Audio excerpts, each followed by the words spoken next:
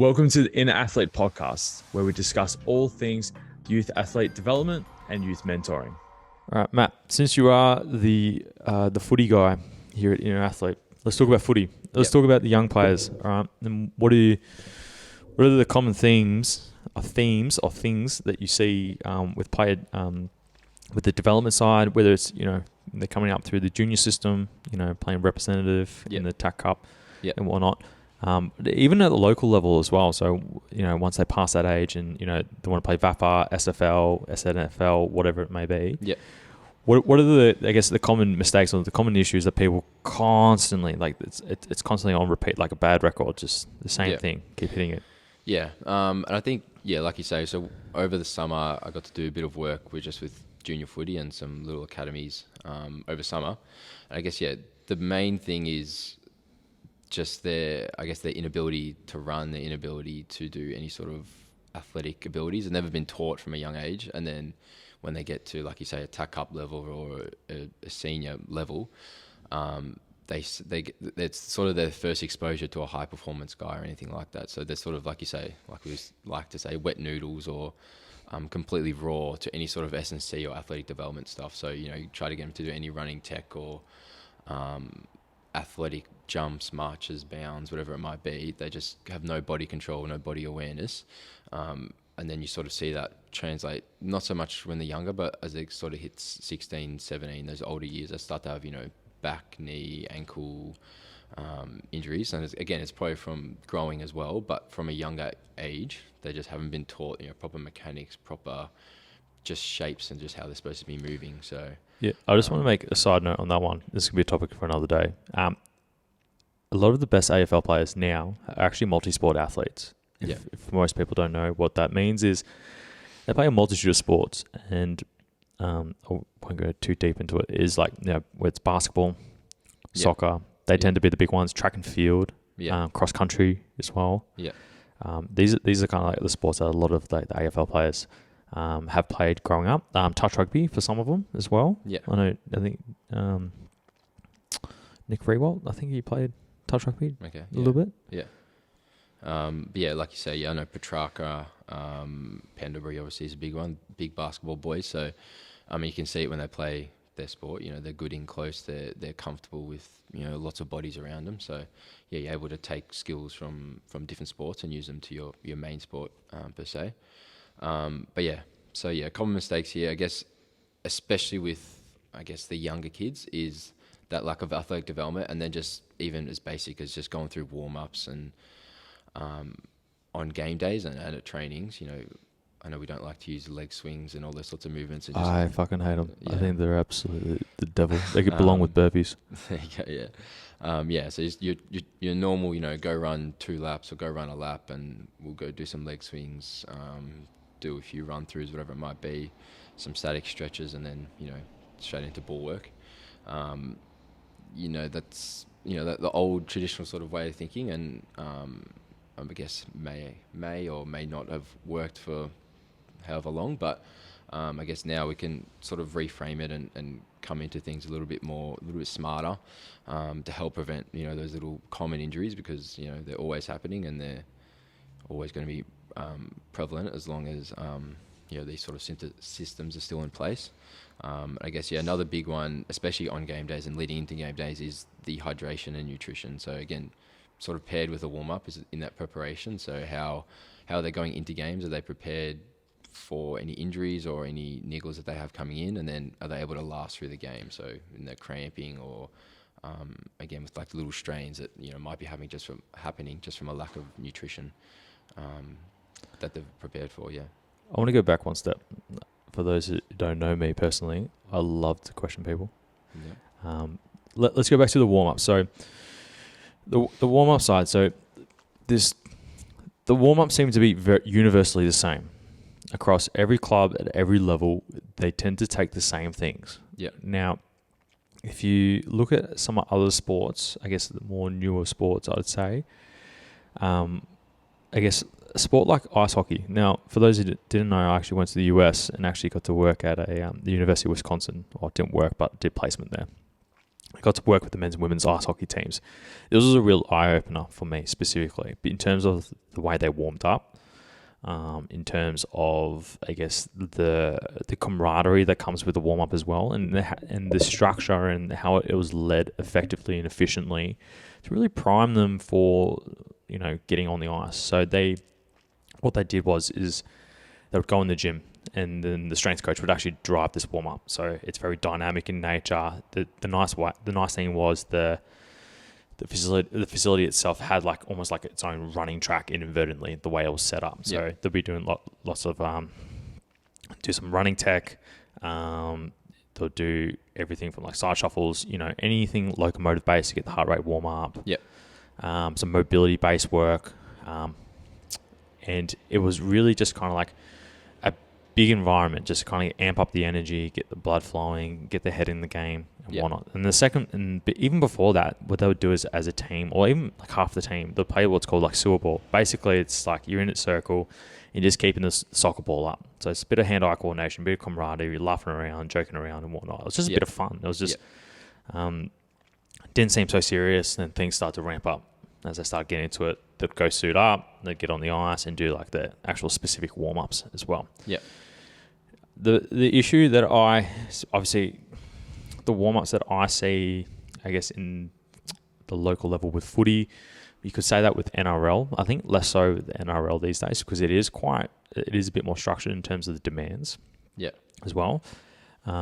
The warm-up footy is, it's the 2 laps, it's the leg swings, it's then straight into lines. I've never seen it really change over the last 5-10 years as I've been in this industry.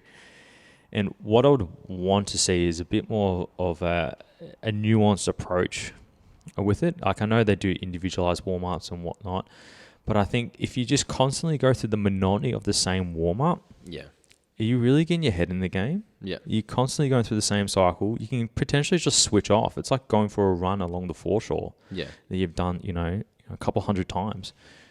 You know where the hill's going to be. You know where the same pothole is. You know the conditions and whatnot.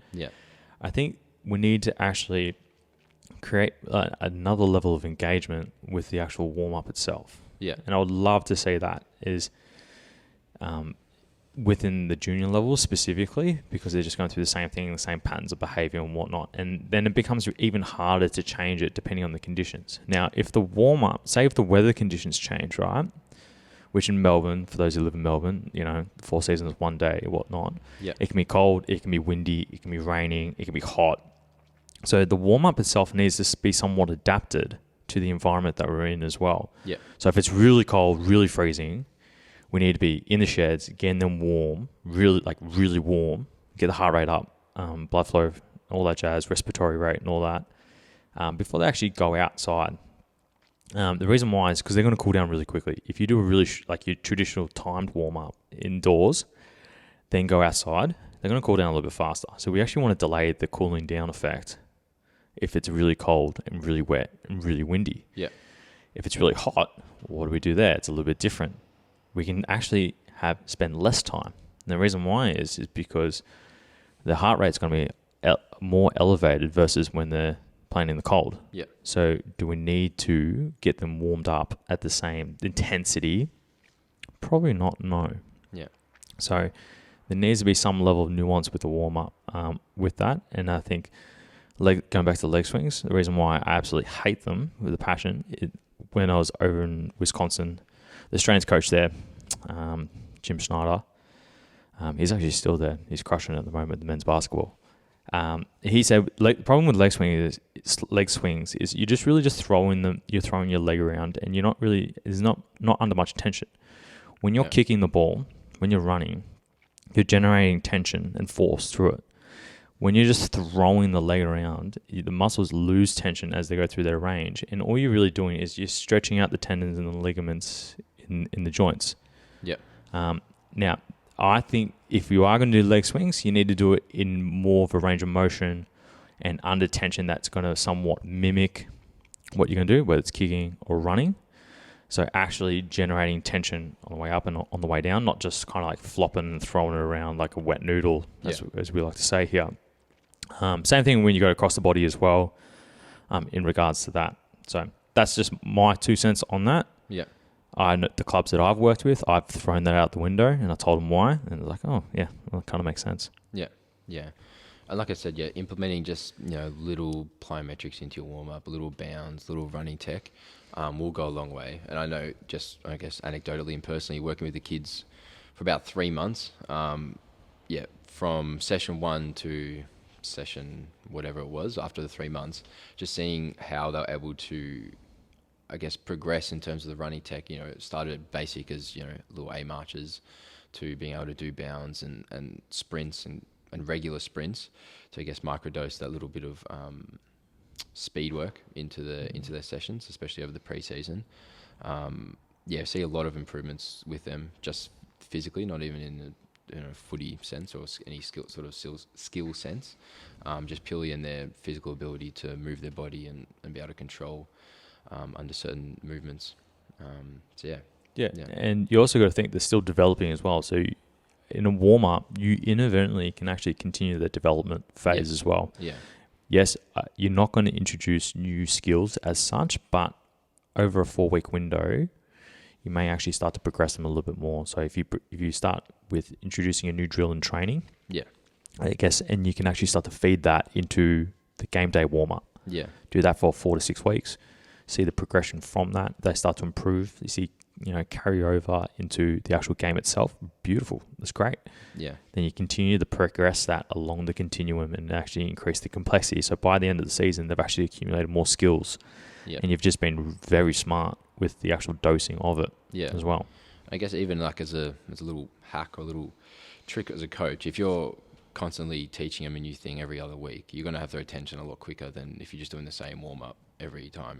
It's like we've said in the past, it's very, very easy for the kids just to switch off, just to start talking with their mates and start mucking around at the back of the line.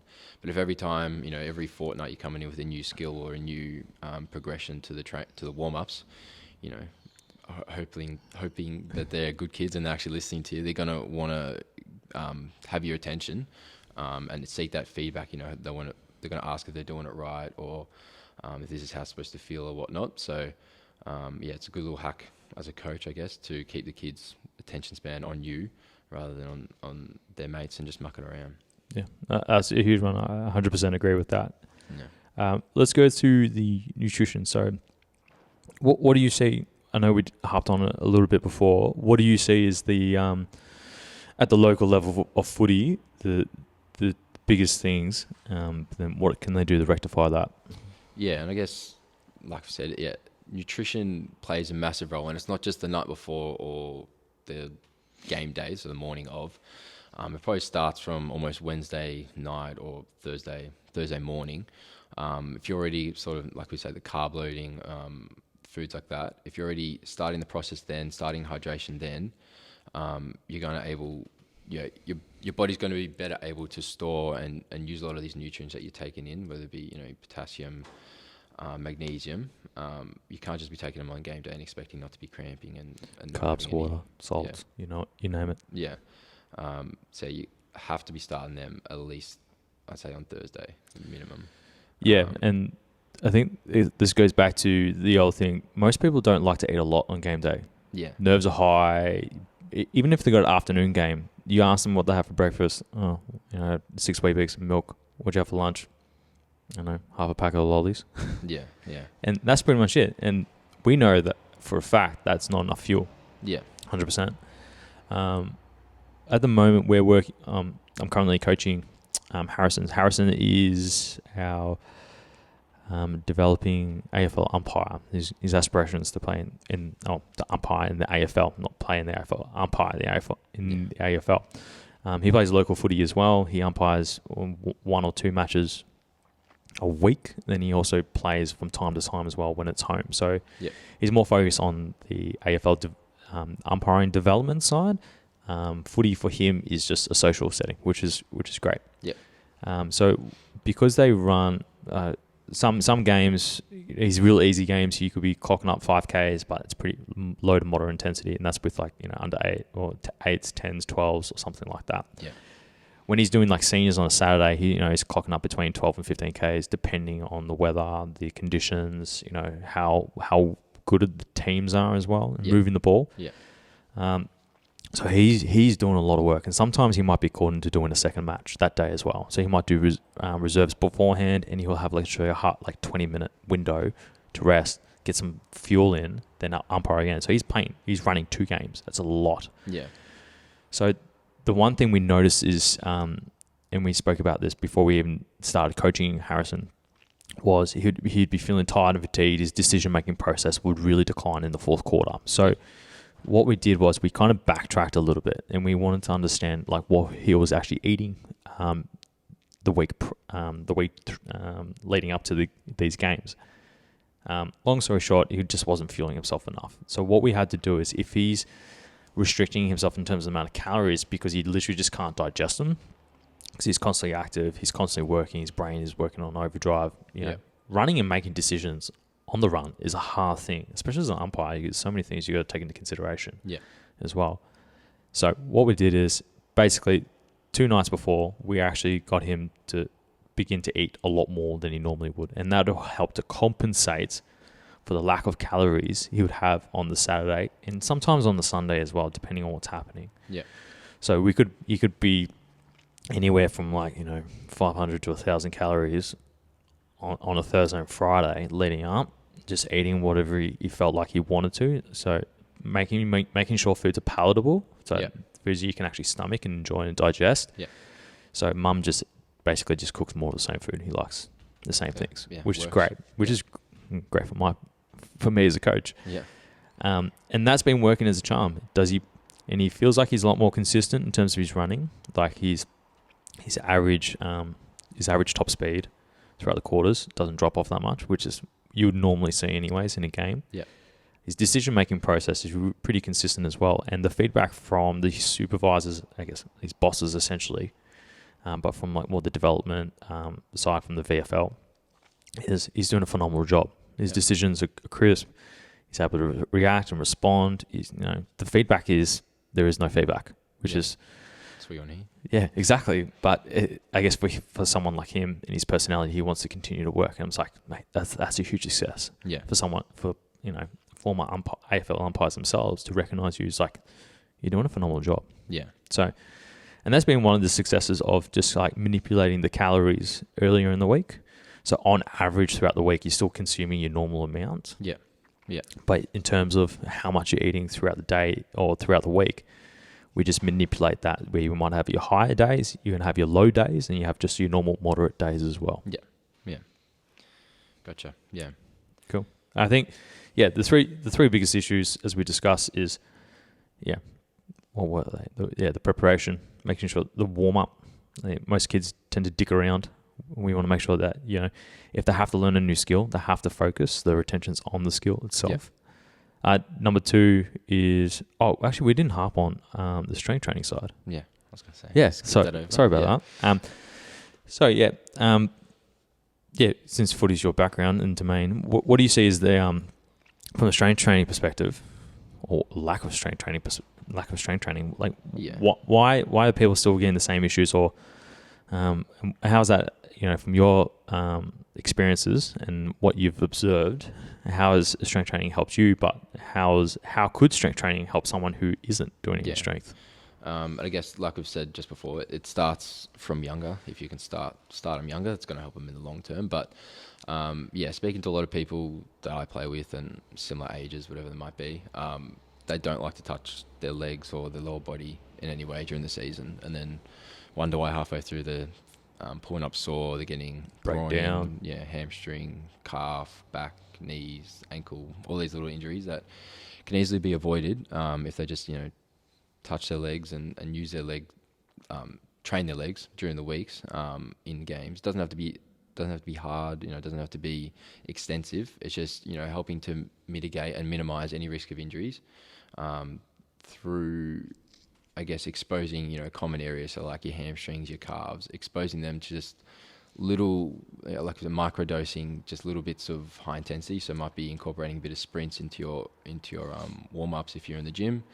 Also at training, you should be doing them at trainings anyway. But every training session. Yeah. So if you can, do 4 or 5 little 10-meter sprint efforts in your warm-ups in the gym, exposing your hamstrings just a little bit more to that stimulus. And then, I guess incorporating movements in the gym, so whether it be a Copenhagen or just even med ball squeezes, something to help the adductors and those groins again, which are another common injury site for a lot of players.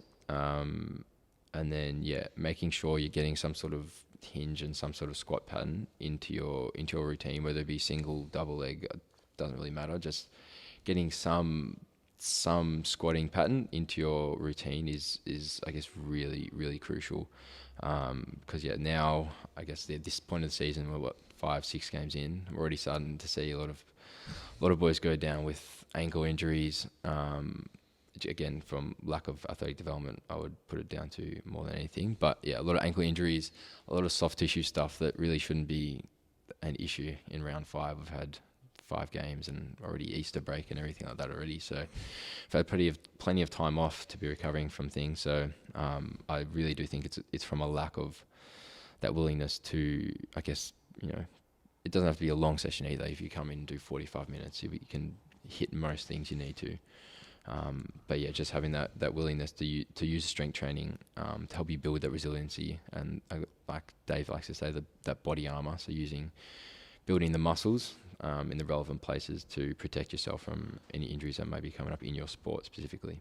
Yeah, I think a lot of people think they're going to get the legs are going to pull up sore or anything like that. Yeah. What we're doing is we're building the resiliency. So what that really means is, if we're developing, strong, robust legs for running and whatever it may be, or for footy, what we're really doing is we're exposing it above the load that it would normally get exposed to. So then we're not allowing ourselves to end up in a catastrophic position. So everything is kind of like on a continuum. And now if we expose our legs and load our legs beyond what they actually get exposed to in a footy match, or maybe get exposed 1 or 2 times, then we know that if we perform at like 70 or 80% of that, then our legs are going to be able to tolerate that. So that's called what's called a strength reserve. Yeah. Essentially. So it's basically, you being able to deal with the jumps, the carts, the landings, just the general loading, and be able to tolerate the fatigue at the same time as well. Yeah. Then as a result, you're going to be able to recover faster. This is what people don't know. If you get stronger, you do recover faster over time as well. From running, we've actually noticed that with a lot of our what was it called, other athletes as well, where we've gotten them stronger, and they actually notice a recovery time where it used to be maybe 48 hours. Now it's reduced to 24 hours because their ability to tolerate that work or that load throughout the system throughout match day has actually improved. Yeah. Yeah. So what that means is they can potentially train more. Yeah. And basically survive a lot longer. Yeah. Help them in the long term. Yeah. Yeah. And they're going to avoid, I guess, those soft tissue injuries that just come from a lack of loading through the system as well. Yeah. And like you say, once you've built that strength reserve, and that's predominantly going to be done through the pre-season when you have the time to recover, when you're not playing games. I guess it's switching that focus in season to, I guess, a lot of more high intensity work and lower volume. So like we say, we want to mitigate that fatigue. So we do that. We just increase the intensity, or keep the intensity the same as we had it, but decreasing that volume a lot. So like I say, if you're only hitting legs once a week, and early in the week would be better, away from the games. Decreasing that volume, so you're just mitigating any chance of muscular fatigue. Like I say, it's going to aid in recovery from the week before, and then help you stay injury free and be able to recover from the training sessions during the week, and aid in that process. Yeah, and it becomes more enjoyable because you're not injured. Yeah, it's pretty funny that. Yeah, it's frustrating being injured sometimes. Yeah, athletes' biggest strength is availability. Yes, 100%. If you play team sport, being available, you're going to get the call up and just being ready. I want to go back to Harrison really quickly, because he's a really good example of someone who has limited time has a lot of training. He does umpire training as well as footy training. Yeah. Yeah. Then obviously he has a lot going on the weekend. So his training sessions are actually quite short. And we Yeah. do a lot of isometric work at the moment. So we're doing a lot of less so overcoming work, which is more force production. We're doing a lot more yielding. So we're trying to build tolerance through the tissues, specifically through his tendons. Yeah. Because he's had issues in the past with his Achilles. And we know that can be a potential issue for someone who does a lot of running, and we've actually cleaned up his running technique as well. So there's a lot of factors that do feed into the ability for a player to remain available. I think that's the main thing. Yeah. It comes from, the running technique, proper warm up, and the nutrition side. So hopefully everyone who's actually listening to this, there's a lot more factors than just turning up to training. All the prep work does before you even turn up to training as well, making sure that you can actually develop the skills, understand the structures, and if your body's feeling really good and awake, you're going to to learn things faster as well. So if you're slow, sluggish, broken down, and you're on the sidelines and you can't participate because we can't do lateral work because your ankle's still playing up, you can only do linear work, up and down. And it's like your ability to learn new skills or the structures, or be able to ingrain those structures and continually rehearse those structures is going to be diminished as well. So it's really going to set you back in the long term as well. Then probably wrap it up with this one. So when I was at Wisconsin, I also got to work with the women's soccer team. So the women's soccer team, they are actually very talented young women when I was there. Some of them were actually playing for the national teams as well. Okay. So I think the US and Canada was the main ones. Yeah. Long story short, with that, the ones that were on the field all the time turned up to all the strength training sessions. The ones who skipped sessions were the ones who were in the injured group. We had to write programs and take them through their programs and whatnot. Yeah. So it really was a test to those who actually stuck it out in terms of the development, whether it was the freshmen, so the first year all the way up to fourth and fifth years. The ones who consistently turned up to the strength training sessions, that had a greater chance of playing and being selected, and had a greater chance of remaining injury-free as well. Yeah. So I think that's the main lesson there. If you aren't doing strength training, get into it. If you're doing a lot of strength training, great. Yeah. That's good. Good. You have just listened to the Inner Athlete podcast. Be sure to subscribe to stay up to date with the release of weekly episodes. Be sure to follow us on Facebook and Instagram to get great tips on all things youth athlete development and youth mentoring.